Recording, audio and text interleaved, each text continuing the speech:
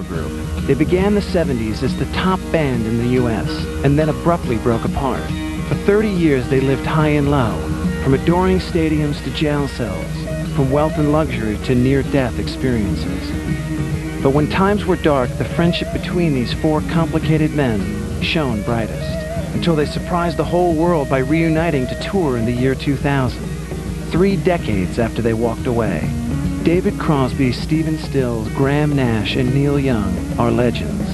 This is their story. Carry on, love is coming, love is coming to us all.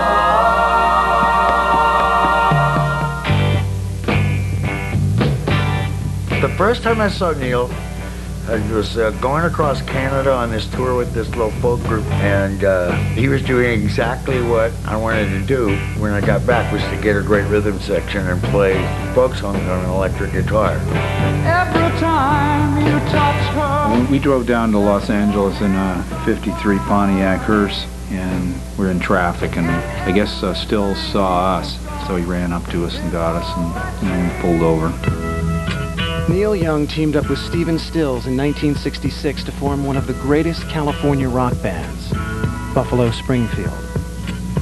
There's something happening here, but what it is ain't exactly clear. The Springfield found immediate success, but conflicts between the two stars, Stills and Young, combined with Young's desire for a solo career, caused tension from the start. Stills said later that he wanted to be in the Beatles and Neil wanted to be Bob Dylan. Oh, hello, Mr. Soul, I dropped by to pick up a reason. The relationship was a bunch of 19 and 20-year-old guys just getting something together for the first time in the spotlight of, interviews and attention that they'd never had before. We lost the ability to stay in the moment, which is what you have to do to perform. Young walked out on the group just before the 1967 Monterey Pop Festival. Stephen asked David Crosby of the Byrds to fill in. Neil had split, and Stephen, and I knew each other and liked each other, and he said, "Well, we got to do this gig. It's gonna be great. It's gonna be great. You got to do this." And I said, "Yeah, I'll sing there." Hey, what's that sound? Everybody look what's going down. Stop, children, what's that sound? Everybody look what's going down. Crosby was also performing at the festival with the Byrds, who were at the height of their success.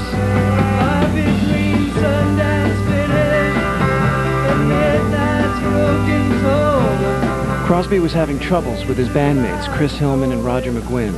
Troubles that were magnified by his performing with Buffalo Springfield.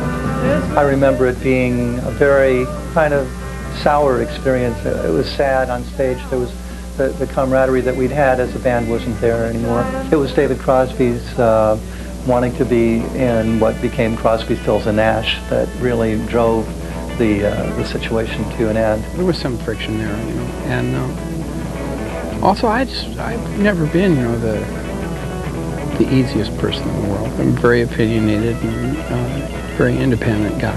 8 miles high, and when you touch down. They said, we'd rather do it without you. I said, well, you're making a terrific mistake, They said, well, we think we'll do better without you. When Buffalo Springfield split for good, Crosby and Stills decided to team up. We sort of found ourselves spending a lot of time together and driving around and singing songs, and basically me and Crosby were hanging out. And we went and saw Graham sing with the Hollies, and then Cass comes up and whispers to me, "Do you think you guys need a harmony singer?"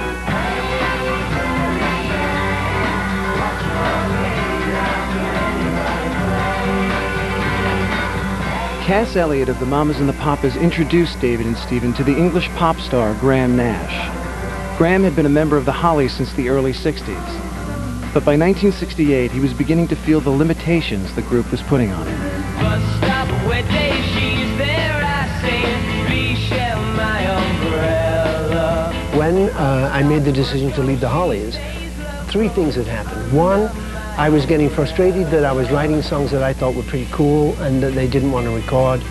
Secondly, they wanted to do an entire album of Bob Dylan songs in a kind of Las Vegas horn section, swing band kind of thing. And the third thing is that I'd actually been befriended by this teddy bear called David Crosby. Cass Elliot said, "Get in the car, I want you to meet somebody." She brought him over and told me to get him stoned. On his chest was a lid from a shoebox, and in the lid was a pile of dope. I had this pullover pot, meaning if you smoked some and you were going someplace, you'd pull over and try to remember where you were going. It was stoner weed. So we laughed all through the afternoon, and I liked him a lot. In the summer of 1968, Crosby, Stills, and Nash sang together for the first time at a house in Laurel Canyon, belonging to either Cass Elliot or Joni Mitchell. Nobody is absolutely sure. Now, this is possibly because we might have smoked one, but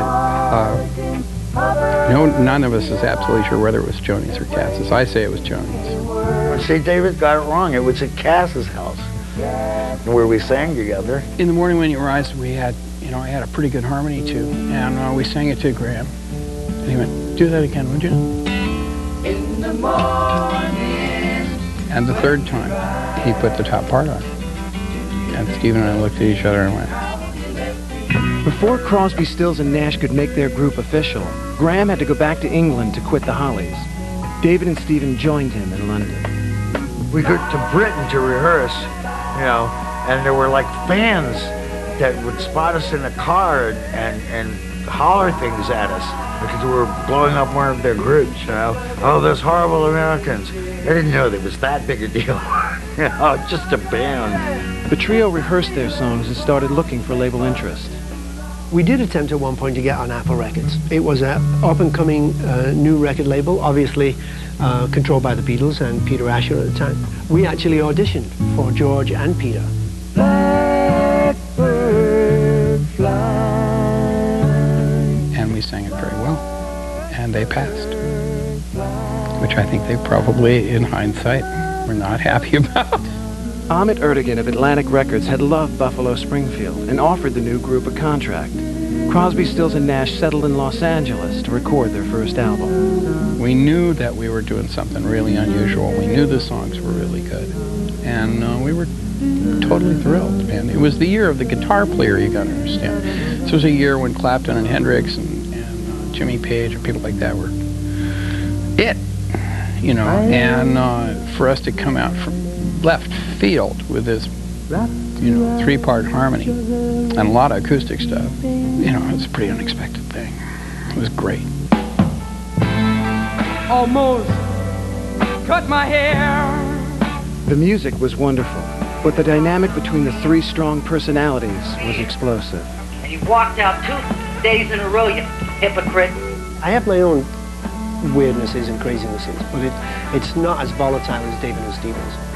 So we settled into that role, David and Stephen over the years have loved each other to death. We disagree about a lot of stuff, but we're brothers. I love him. He loves me. And brothers fight. In May of 1969, the band released their debut. Sweet Judy Blue Eyes and Marrakesh Express were AM hits. FM radio played the entire album. The music of Crosby, Stills, and Nash became the sound of the counterculture. Within a few months, David, Stephen, and Graham would be more famous than they had ever been with their previous bands. They had never performed live when an offer came in to appear at a summer music festival in upstate New York. Crosby, Stills, and Nash said yes. Their performance at Woodstock would change everything.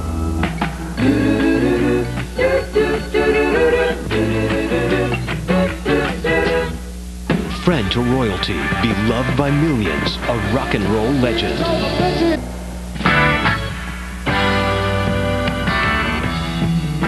In the summer of 1969, Crosby, Stills, and Nash released their first album to immense critical and commercial acclaim.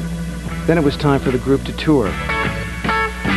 Stills had overdubbed lead guitar, keyboards, and bass on the album. They would need other musicians to perform the songs on stage.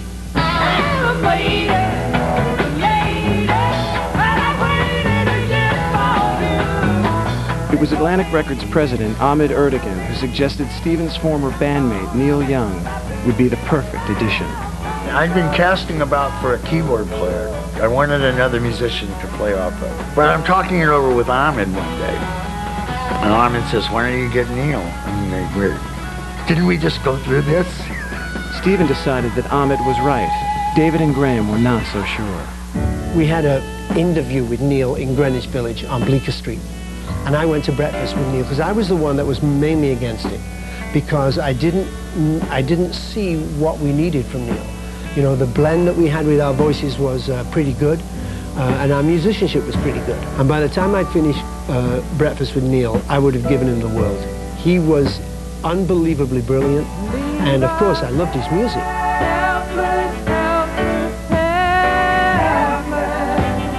The bottom line was, if you listen to Neil's songs, how are you not going to invite him in? You know, listen to the songs, man. Good Lord. I'd ask him to join the group if I had 25 people in it.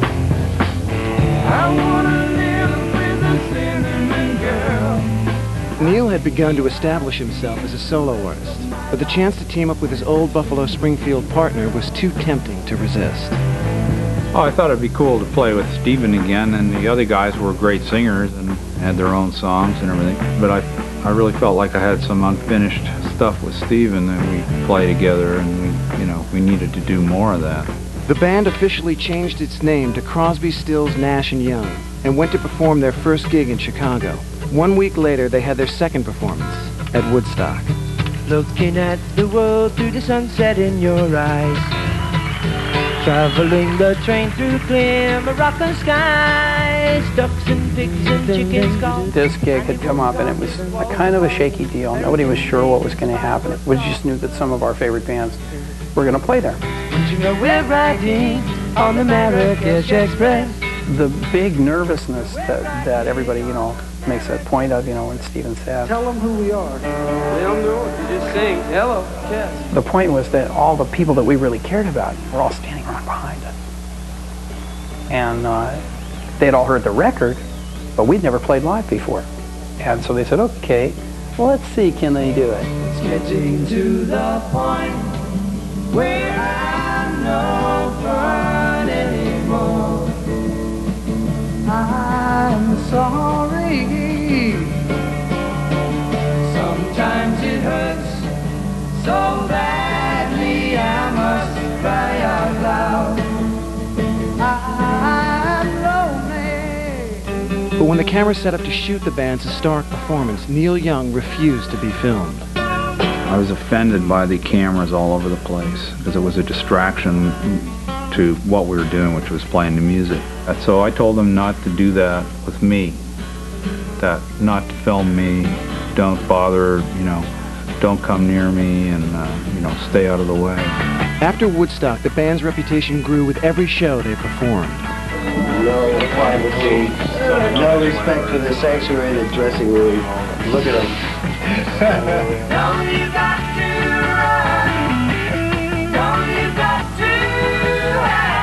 Within a month after their first gig, Crosby, Stills, Nash and Young were superstars. Their performance in New York's Fillmore East created such pandemonium the crowds refused to leave the venue. Concert promoter Bill Graham began stuffing money underneath the dressing room doors until the band returned to the stage.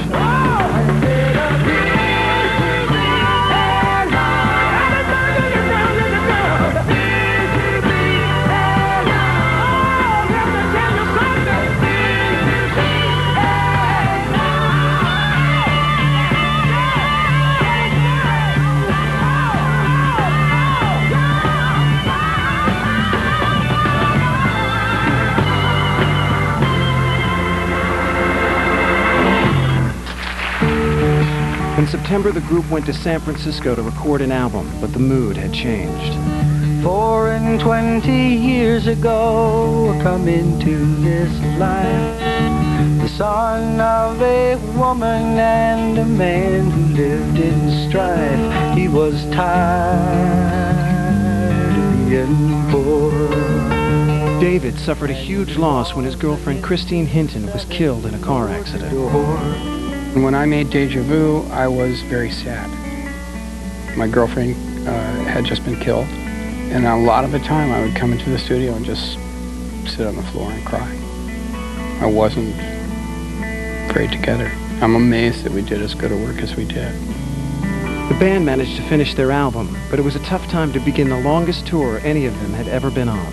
You who are on the road must have a code that you can live by. Deja Vu was released in March of 1970 at the same time the Beatles broke up.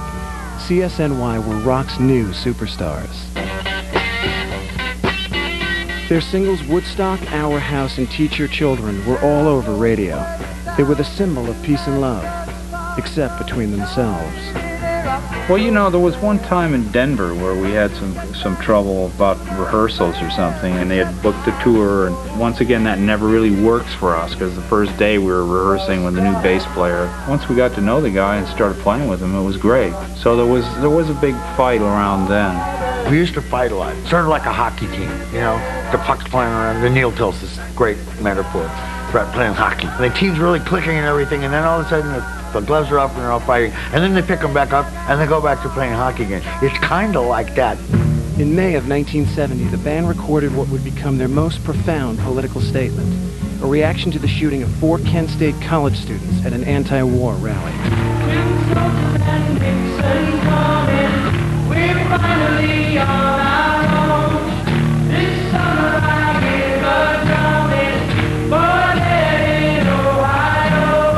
I was at this house in a canyon on the California coast.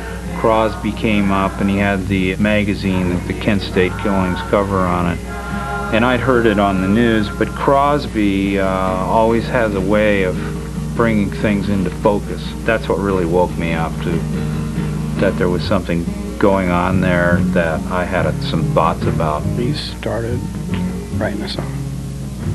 And when it was done, I called Nash, I think, and said, get the studio.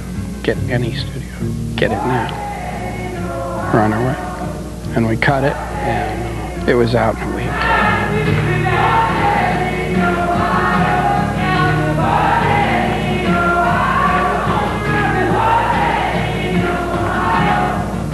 Ohio ratified CSNY's position as the voice of the counterculture.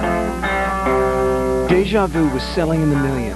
Their concerts were rallies, rock shows, political events. But Neil was gearing up to restart his solo career with his new album, After the Gold Rush. In July, the CSNY tour ended, and so did the band. They were living legends. They had been together 1 year.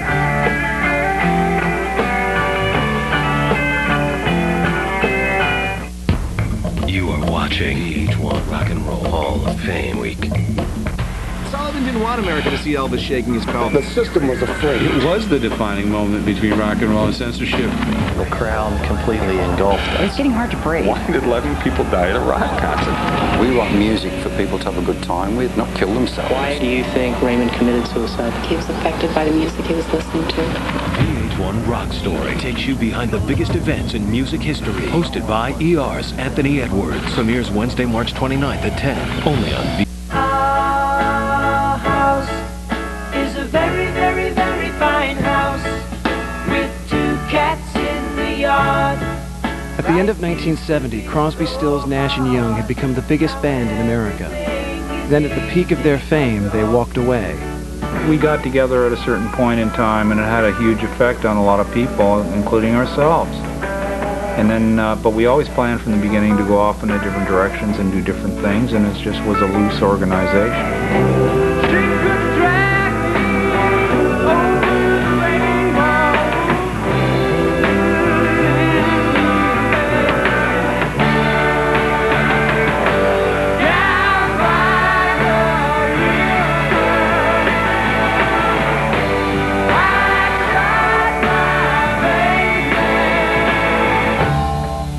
By the time the live album 4-Way Street was released, Crosby, Stills, Nash & Young were all making solo records.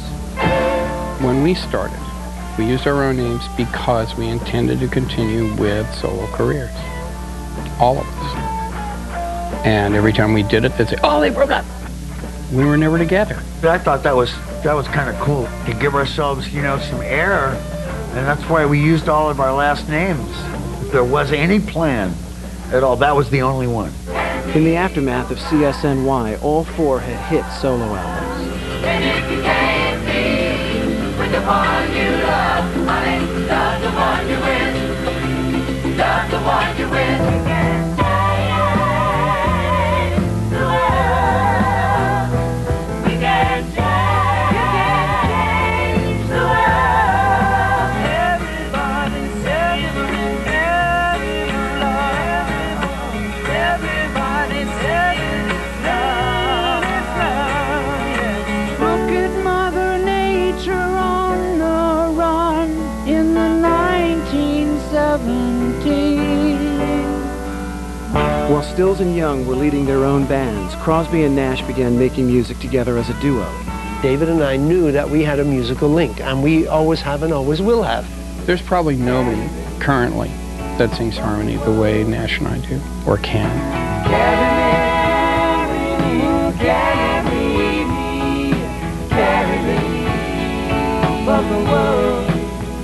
It was easy to make music with David because we think so similarly. It was a joy. We had great songs, starting with the first Graham Nash, David Crosby record. Young's solo music propelled him to the top of the charts. In time, his association with Crosby, Stills, and Nash began to seem like a brief side trip in what was always essentially a solo career. All the people that I play with, they all know me, that I'm moving along and that I may not stay forever and that I might be back. And, you know, as long as everybody knows that from the beginning, it's great to see everybody, and change is good for music. So real musicians understand that, and they don't worry whether you're playing with them this year or not. I wanna live, I wanna give. I've been a miner for a heart of gold. The only one of us who's gone off on his own and been really successful is Neil. And he's done that brilliantly. In 1973, Neil was on the road when he called on David and Graham to join him. After the tour, the trio contacted Stephen, and they all ended up in Hawaii. They began recording new songs, going so far as to shoot an album cover photo. But the reunion was not to be. When people plan things for us to do, thinking that, oh, what a great opportunity, sometimes it didn't work out, you know, because it wasn't, we weren't looking at life that way at that time. Wind blowing through my sails. The relationship between Crosby, Stills, Nash and Neil is very much like a frozen pond. The ice gets a certain thickness, and if you wait long enough, it will bear your weight. But if you put too much weight on it, you'll go through. The four musicians scrapped the album, but agreed to tour. The demand for tickets was enormous. For the first time ever, a rock group would do an entire tour of football stadiums. So we change partners. Time to change partners again. The tour was a huge success. When it was over, the group convened in Los Angeles to make an album. Shortly after the recording began, Neil disappeared. We started it, we cut 2 tunes. Neil said he'd show up the next day. Never saw him again. Everybody has to feel it at the same time for it to really be what it is. I mean, I think it's really great that people have wanted CSNY to be together over the years, and I think that's a testimony to that it was worth it when we did get together. But you have to want to. After those sessions fell apart, the band members went their separate ways. Move along quick, if others want to have somewhere to go. Prejudice is slick when it's a word game, it festers and grows. A year later, Stephen was on tour with his own band when Neil showed up. After years as being part of Buffalo Springfield and CSNY, Stephen and Neil began recording as Stills and Young. We make lots of room for each other, and we listen to each other, and there's little spheres of influences, you know, and Neil and I have a way of saying things in 3 sentences that it might take him and David all day to get to. Stephen and Neil have a special chemistry the same way that Nash and I do. And I love you, I love you, I do. Stephen's always wanted to work with Neil, and I think he always will. And I think that goes both ways.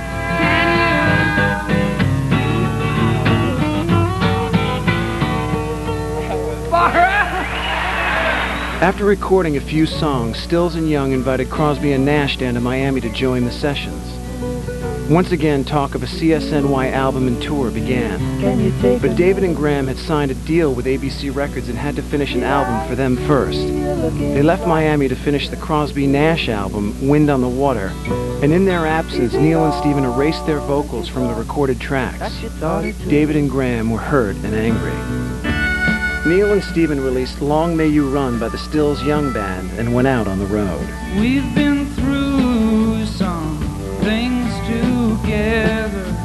It was a great record, and then the tour got going along pretty good, and we were moving so fast, though, there was no time to rehearse up anything new, so the set never changed. After a few weeks, Neil quit the tour. He left Stephen a telegram that said, "Funny how some things that start spontaneously end that way. Eat a peach, Neil." Neil's sense of humor, it certainly wasn't, I certainly knew him too well to let him hurt my feelings like that with a little bit of verbal jousting. I left the tour in the middle of the tour, and there was something inherent, something was wrong with the whole thing, and it wasn't working. The balance was off in some way, so I bailed on it. Neil got frustrated, and then he got sick, and he said, "Well, that's it, I'm off." And he's he's got more nerve than I do. I can't just bolt like that. Stephen was left shaken. Not only had Neil left him holding the bag on the rest of the Stills Young dates, but he had done what had seemed like irreparable damage to his relationship with David and Graham. Stephen showed up at a Crosby-Nash concert and managed to patch things up with David and Graham. Crosby, Stills, and Nash decided to pick up where they left off after their first album in 1969, as a trio. In 1976, they made CSN. She has seen me changing. It was a big hit. Neil Young was back to being a solo artist. Crosby, Stills, and Nash were back to being a group. It was a pretty good time. I remember recording the CSN record in Criteria Studios in Miami. We'd rented this villa. We had great songs. We were having a great time. Just a song before I go to make concern. Traveling twice the speed of sound. It's easy to get burned. Just a Song Before I Go was CSN's biggest hit ever. The band was back on top and exhilarated to be there. But David's drug use was escalating to dangerous levels. I was just shifting in the bad habit from snorting cocaine to freebasing cocaine, which is even worse. And I was in a very good place with my music. Crosby, Stills, Nash was doing the CSN album. But by the end of the 70s, Graham had had enough. We were at a Crosby-Nash recording session. The band started to jam. David was free smoking bass. And his pipe was on an amp. And the jam session was so vibrant and so hot that the amp was shaking. And it was slowly shaking the pipe towards the edge of the amp. Then the pipe fell off and shattered onto the ground. And David stopped the music. Dope had gotten more important to me than music. Something which I swore would never happen in my life. And at that moment, I knew that David was in deep trouble, and that if David was in deep trouble, we were all in deep trouble. When he stopped that jam from going forward, a door shut in my mind. That was the time when I told David that I couldn't make music with him anymore. Graham Nash was David Crosby's most loyal friend and defender. If David was so far gone that even Graham gave up on him, it looked to everyone like Crosby, Stills, and Nash were gone for good. In 1981, Crosby, Stills, and Nash were divided again, this time because of David Crosby's drug addiction.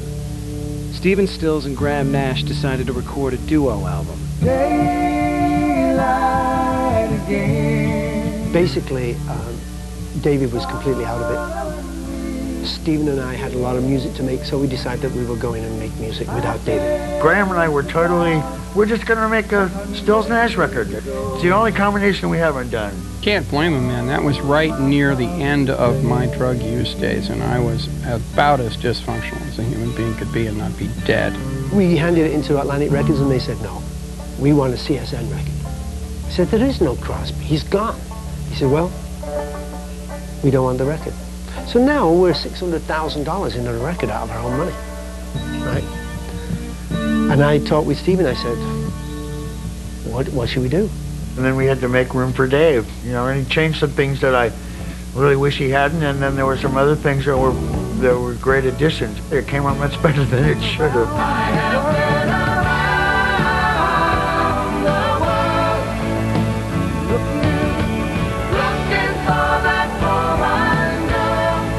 Crosby was in bad shape, but with his friends' help, he made it through the sessions.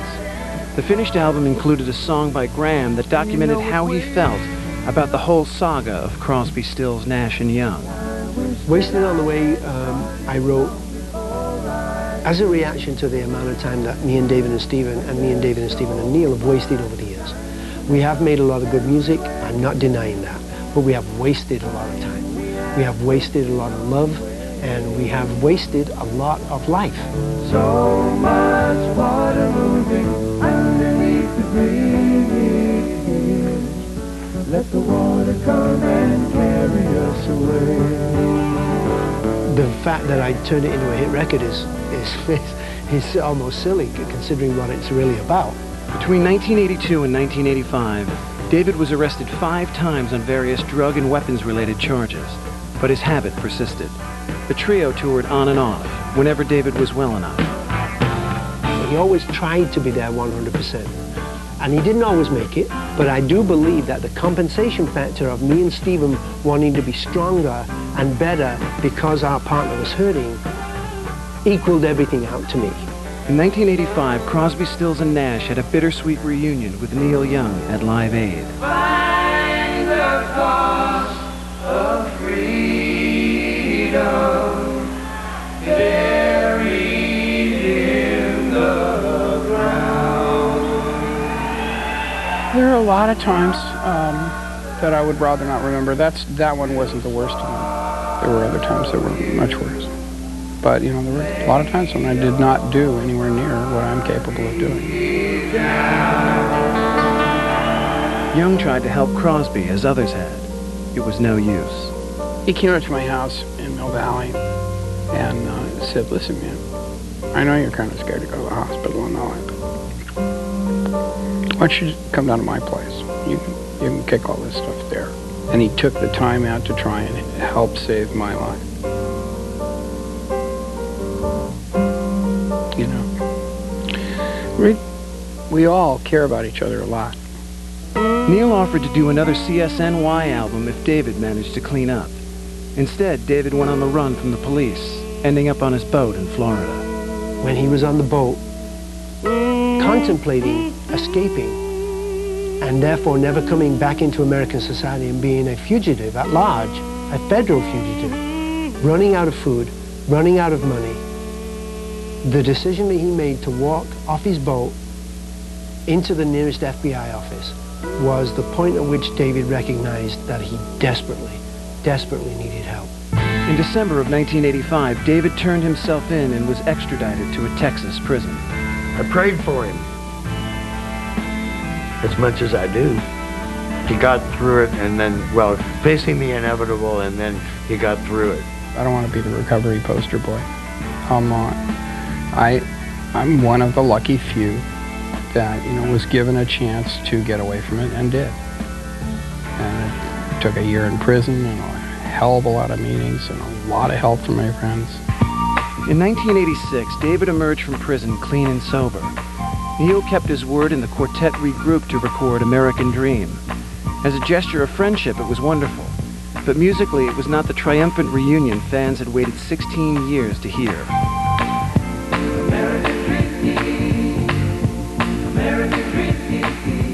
It was part of a bargain that we would get together if David got straightened out. I don't remember a bit of it. and I'd really rather not discuss it. We really didn't get together. We were just in the same area. It didn't work for more reasons than I can count. Valiant effort, but it didn't work. CSNY did not tour in support of American Dream. Young went back to his solo career, and Crosby, Stills, and Nash returned to the road. Chip it away, little by little, day by day. Then in 1994, David was dealt another terrible blow. I was very sick and I didn't know it. I was dying and I didn't know it. My liver was probably half gone. And we had no idea why I kept wanting to lie down and rest. Crosby finally went to the hospital and was told his liver was failing and that he was probably going to die. He'd need all the luck in the world just to survive. For Crosby, Stills, Nash and Young to ever make music again, it would take a miracle.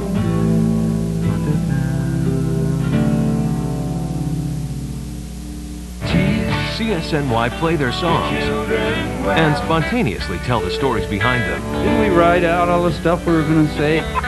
We forgot it all. Crosby, Stills, Nash and Young Storytellers is coming up next, only on VH1. Legends is sponsored by AT&T. It's all within your reach. By Blockbuster, where you'll find hot new releases guaranteed to be there. And by Heineken. It's all about the beer. Heineken. You know, we might get hounded by fans out here. I am David Duvall. Oh, hey. Yo, guys! Here we go. Is that AT&T one rate 7-cent plan good all the time? Yes, it is. Thanks! Hey, there are no... At 9. Someday soon. In 1994, the future of Crosby, Stills, and Nash was in doubt, as David Crosby's health was in serious decline. And I went to UCLA. They sat me down and he said, David, what the deal is you have hepatitis C, and your liver is just about destroyed, and you're going to die unless you get a transplant fairly soon. And he put me on the list, and we started to wait. David's friends stuck with him through his ordeal, with Graham Nash keeping vigil at his bedside. The head of medicine there at UCLA called me one day and said, we found a liver for David. Do you want to, we're going to prep him. Do you want to come? I wish him the best, and I go to the door and I turn around and I says, now look, don't you leave me with Stills. And he burst out laughing and I burst out laughing. Crosby's will to live prevailed again. He made it through the operation, got a new liver, and regained his health. The puzzling part isn't my descent and rise. The puzzling part is the amazing good luck that has happened and continues to happen in my life. I am an incredibly fortunate man. When David was well enough, Crosby, Stills, and Nash returned to the road. In 1997, they were inducted into the Rock and Roll Hall of Fame. Then they were dropped by Atlantic Records. When we signed with Atlantic Records in 1969, we signed for 6 records, and I think we've only just done 6 records, and it's 30 years later. The last couple of records that Atlantic put out of ours, I didn't think that they cared about at all. And so we wanted a clean break, and we wanted a fresh start. I don't think it's fair to blame just that one record company. They all went through the same metamorphosis. These guys are lawyers and accountants. They haven't got a clue about music. Crosby, Stills, and Nash decided that they wanted to make new music with or without a new record deal. In 1998, they put up their own money and began recording. Then Stills got a call from Neil Young, who was working on a Buffalo Springfield box set. The two old friends got together at Neil's ranch to listen to the tapes of their first band. Basically, we were reliving our childhood, and I played him this new song that I was working on and asked him if he would come down and help David and Graham, and I, cut that. I thought that was a cool idea, so a few weeks later I went down there, and I actually didn't even call him. I just waited till I was well on my way down there and then called him from a roadhouse. Young began recording with Crosby, Stills, and Nash, and soon they had more than an album's worth of material. I go, Neil, this is not you guesting on a CSN record anymore. What are we doing? He said, well, looks like we're heading into a CSNY record, doesn't it? Looking forward, all that I can see is good things happening to you and to me. The third studio album by Crosby, Stills, Nash and Young was released in the fall of 1999. The group had made one album in the 70s, one in the 80s, and one at the end of the 90s. They called it Looking Forward. It speaks to everything that I'm feeling. I want to look forward. I've done enough explaining what we did wrong in our middle years. And I'm looking forward to how much fun we're going to have rediscovering the joy of being together. CSNY agreed to tour for the first time in 25 years, but the dates were put on hold when Graham Nash broke both of his legs in a freak boating accident. I must tell you that as a musician, this was one of the strangest sounds I ever heard when I broke my legs. And I thought, I've really hurt myself here. I did not think about the tour. I didn't think about anything. Graham had been sailing with his family when a storm came up. He was thrown in the air by the waves. When he landed back in the boat, he shattered his legs. It was a 2-hour journey back after the accident on the boat to port. And the way that I dealt with it was I chose to ignore everything below my waist. I went in my mind to a great sunset and my land in Hawaii with its waterfalls and the beauty of it. And the 2 hours passed very quickly. Nash's recovery was difficult, but his spirit was strong and carried him through. The year 2000 brought another medical surprise from David Crosby, but this time it was a happy one. The man who came back from near death by drugs in the 80s and liver disease in the 90s was revealed to be the secret birth father of the children of singer Melissa Etheridge and her partner Julie Cypher. Crosby told an amazed world, "Fatherhood is the wildest ride I've ever been on," and that's saying something. Crosby, Stills, Nash, and Young had beaten the odds so many times, it would be hard to ever count them out again. In spite of all their battles, all their talent, and all the temptations that came with success, in the long run, the music they made and the love between them was always strong enough to bring them back together. We are more compassionate with each other. We're more understanding of our own weaknesses and strengths. We are more sensitive. Nash is a gentleman. And I would have always put him at the center of the group. I think he's the central guy. Graham, he's really great in the studio, and he works really hard to keep things going, keep things organized. Stephen, explosive, brilliant, passionate guitar player, musician, singer, writer. How can you compete with Stephen Stills? He's a great musician. You can't compete. You can't compete with Neil. Neil's a brilliant, deep guy, but a huge creative force, and he changes the chemistry. Me, I'm kind of a lunatic. I can't categorize myself very well. David is more the soul, the catalyst in the spiritual level of things, in some ways, to me. And then Stephen is just my bro. And I love to play guitar with him. Between the three of them, they're just never going to let me down. We're just different. We make lots of room for each other, and we listen to each other really assiduously, like we did when we first started when we were kids. I must tell you that the feeling between the four of us has never been better. In the morning, when you rise, do you think of me and how you left me crying? Are you thinking of telephone and managers where you got to be at noon? You are living a reality I left years ago. It quite nearly killed me. In the long run, it will make you cry, make you crazy and old before your time. And the difference between me and you, I won't argue right or wrong, but I have time to cry, my baby.